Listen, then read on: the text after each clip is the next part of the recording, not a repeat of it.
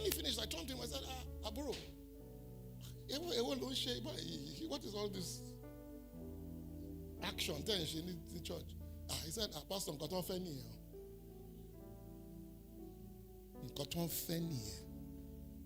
who determines how you minister?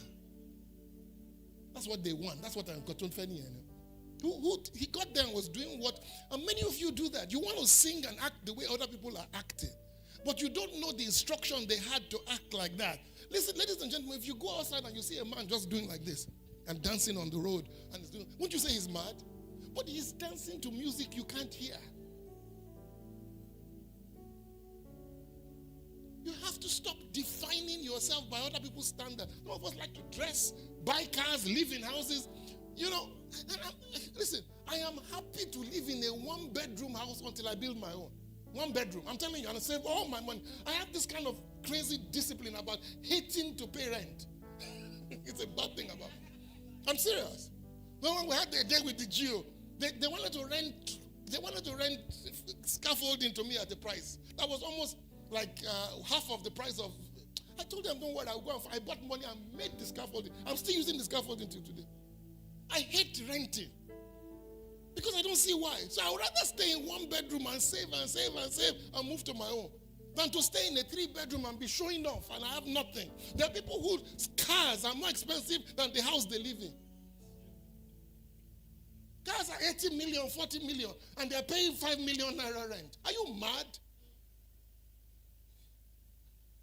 I'm not saying, yes, you are mad because you are dancing to a particular song that nobody hears. Am I right? He must be mad now. So he's listening to something. I think what Pastor Isaac was sharing this morning. He wants to buy a car. His wife says, no, I need you to buy us a house. She's listening to something completely different.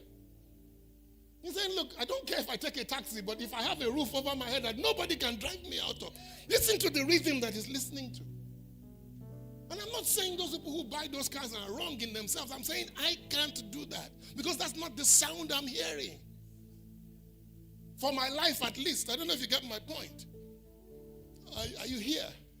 All right? Let's look at some notes. I spent some time.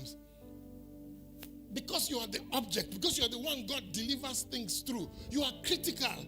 Listen to me. I'm not most people don't notice this. I'm not a singer, but I sing. I don't know if you understand the difference. I couldn't join the choir to help, and I won't stay on my lane. Matty Bossy, Dorcas's lane. Go on somebody else's lane, go to Mercy's lane, jump over somebody. That's me. I can't stick to that. So I know that's not where I'm supposed to be. But I'm still the vessel. I still have certain things that I must do. I was telling somebody right now that I was on my phone. Anybody who comes into the church and the camera pans, they say, "Iru pastor wolele." But they wouldn't know that I was getting instructions for next month. I don't know if you get my point. And if I say I will do it afterwards, I may not have the right atmosphere. So I was ready to sacrifice that, you know what? But I'm listening. I'm still listening. And I had to write it down because I will forget what I heard. God is not, I don't believe God makes copies. I think God puts his hand on us and each one of us has a unique fingerprint. So I don't expect my choir to sing alike. From Jesus Embassy, you could never have two of them, Tunde told you, two of them singing the same. No, everybody express what God is giving you, but make sure it's God that gave you. Are you here? So the state of the worshiper is as important. Are you here? Living for Jesus is better than singing. When are we going to learn that? When you see somebody, have you seen them? Have you seen them on? Have you seen it on social media?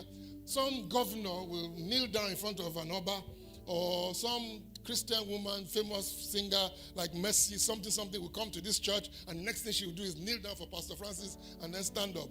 And then everybody says she's very humble. Really? No, that's a public display. It has nothing to do with the heart. He's very humble. Look at him there. Look at the Jew. He's very humble. So it's very humble. You're just using superficial. No, when you see those people in real life, you'll be scared that they made it. I heard a story yesterday from this pastor.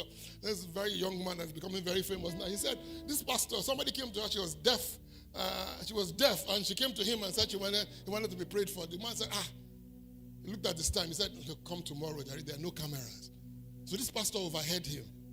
Say, come tomorrow when there are cameras to record the healing. I will pray for you tomorrow. God will heal you. He said he got angry. And he wasn't supposed to be in the church that Sunday. So he said, no, that next day, he said, I'm coming to see whether God will embarrass this guy. I said, that day they had 2 cameras. And they said, where's the woman who came yesterday? Come on. And she came out and he laid hands on her and she got healed. And he was angry. He said, God doesn't care about the man's weaknesses. He doesn't care about his pride or his cameras. What he was interested in is that woman's deliverance. So when you are busy judging people superficially, God has bypassed all of that.